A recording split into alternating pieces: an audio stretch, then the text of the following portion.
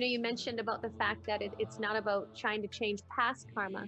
So therefore, can you speak about the power of intention and why intention is so important? You gave beautiful examples in the book that illustrated you can be doing the same thing, but somebody's intent, their intention, makes all the difference for more accumulated karma or not. Well, it happened once that Shankaran Pillai went to his lawyer and he wanted to divorce his wife. The lawyer asked, "Why? You've been okay with her, what's the problem?"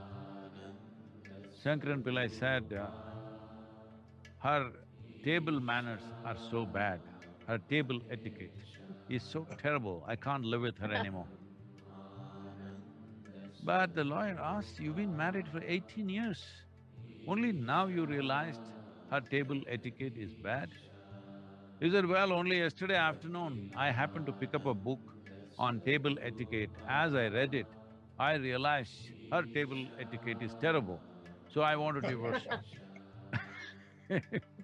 So, so people are constantly changing their intentions. Yeah. Holding on to certain intent means holding on to a basic plan. Rest of the plan can go whichever way, whether it'll go as a straight line, as a curve or a zigzag, we don't know. There are many life situations. But the basic intent has to be held in place. Your intent cannot be held in place unless you change your identity, in the sense, if your identity is too much about your body or your intellect or your emotions, then you can only operate as an individual.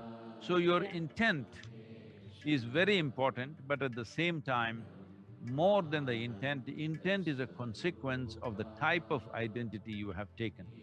If you have taken an identity of being very strong person, then you will see with best intentions, still worse things could happen. I must tell you that the most horrific things on the planet have happened with best intentions. People who believed that they're doing great things, they did the most horrific things. People who even today believe they are doing God's work, they do the most terrible things in the world right now. Because intention without fixing the identity could become very powerful weapon. The most important thing is to fix the identity. How small is your identity or how large is your identity will determine even what your intent is. Your ability to develop an intent, what sort of intent you have, please understand this. Somebody who is committing a crime, he also has a strong intent. Somebody who's doing something else, many nations, businesses, various kingdoms in the past, they all believed they had a good intent of conquering the world. And you know the consequences of those intents, all right? We have suffered imperialism, maybe not so much here, you have also suffered to some extent. But in other parts of the world, in Africa, Asia, we know the fruits of imperialism, what we have gone through because of that. But in their minds, their intent was a powerful, wonderful intent of their idea of a one world, okay? So it's very important that we first fix the identity.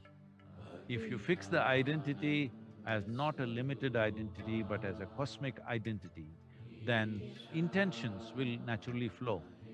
See, whatever you identified with that you always have the best intentions. You don't have to culture those intentions. You have a little baby, now you don't have to think, I will do only good things to this child. It's rubbish, you don't even have to… you don't even need a thought like that. Because you see it as yours, naturally, all the intention is there. You just have to see the world as yours. You have to see this universe as yours and it is yours.